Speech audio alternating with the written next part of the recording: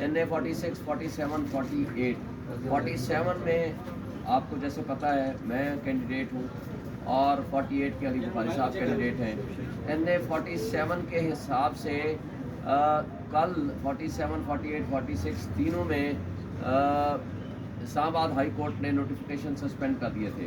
جو سب سے اہم بات ہے فارم 45 کے مطابق میں جیتا ہوا ہوں, میری لیڈ ہے تقریباً 53,000, بخاری صاحب کی لیڈ ہے تقریباً 45,000, اسی طرح ہمارے عامر مغل صاحب کی لیڈ ہے تقریباً 43,000. اس لیڈ کو نہ صرف ختم کیا گیا فراڈولنٹلی جال سازی کے ذریعے ٹیمپرنگ کر کے یا جو بھی طریقہ واردات استعمال کیا گیا, ابھی تک ریکارڈ میں کچھ بھی سامنے نہیں آیا. بہرحال وہ ہمارے پاس آج بھی اوریجنل فارم میں وہ فارم 45 موجود ہے.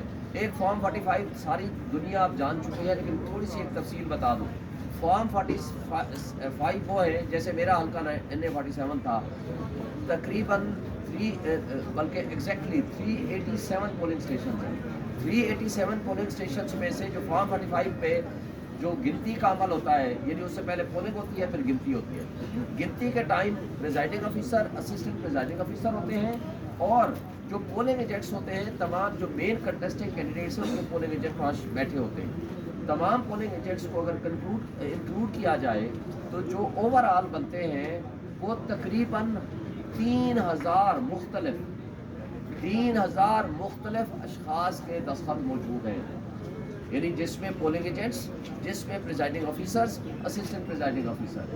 یعنی اگر آپ 5-6 بندے بھی تصور کر لیں جو پولنگ ایجنٹس بیٹھے ہوئے تھے, 5 بھی کر لیں, تو جس میں وہ 3,000 مختلف اشخاص کے دستخط کو صرف ایک شخص ریٹرننگ افسر نے اٹھا کر ردی میں ٹوکری میں پھینک دیا اور اپنی مرضی کا فارم 47 جاری کر دیا ہوا میں, یا ملی بھگت کر کے. اور پھر کیا کیا, جب میں گیا میں نے کہا جی یہ رزلٹ آ چکا ہے, آپ ہمارا فارم 47 دیں, تو ہمارا ہمیں آؤٹ کر دیا پولیس کے زور سے. ہمیں کہا جی آپ تو اندر نہیں جا سکتے, ہمیں باہر نکال دیا اور ساتھ فورجری کرنے لگ گئے. باہر جو سکرین لگی ہوئی تھی, آپ میڈیا کے دوست جانتے ہو, سکرین لگی ہوئی تھی, اس سکرین کے بعد جو میرا ووٹ تھا طارق فضل کے کھاتے میں, طارق فضل کا ووٹ میرے کھاتے میں. میں نے فوری طور پر درخواست دی RO کو بھی اور الیکشن کمیشن کو. الیکشن کمیشن نے فوراً نوٹس کیا, مگر وہ اپنے سلسلے جاری رکھے انہوں نے. پھر اس کے بعد میرا رزلٹ روک دیا انہوں نے 1 بجے تک. 9 تاریخ کو 1 بجے انہوں نے میرا رزلٹ دیا, جس میں جو میرا ووٹ تھا 1,05,000 کا, اس کو کم کر کے 87,000 لے آئے, اور جو میرے مد مقابل کا ووٹ تھا ٹوٹل 51,000 فارم 45 کے مطابق, اس کو لے آئے یہ 1,01,000 پہ یا 1,02,000, اور اس طریقے سے اس کو جتوا دیا گیا فورجری کر کے.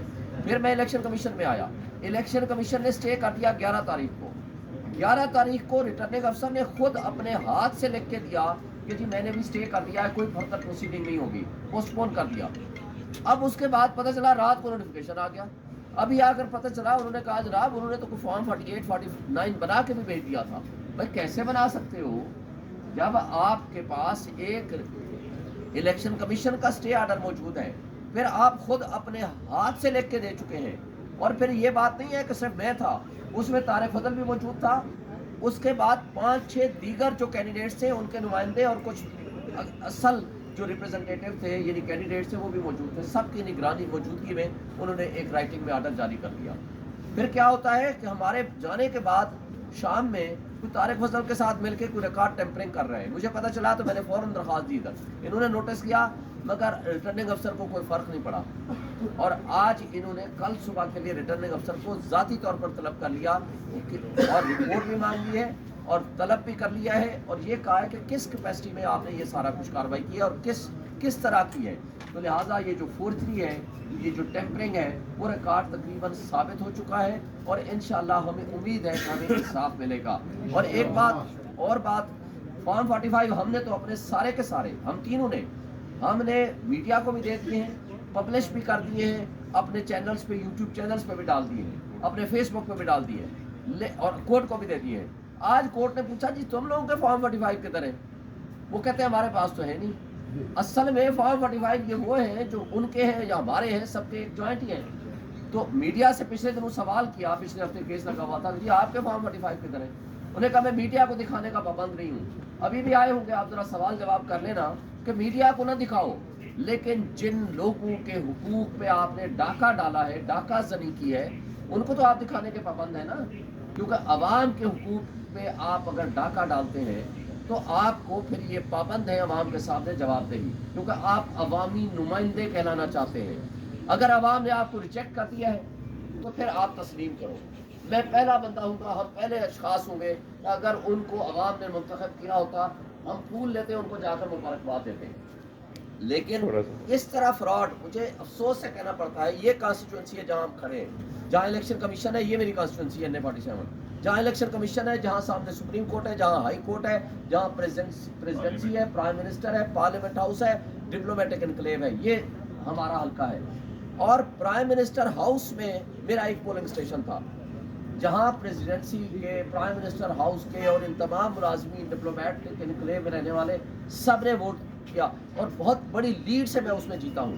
46 یونین کونسل تھی, 46 میں یہ صاحب آ رہے ہیں.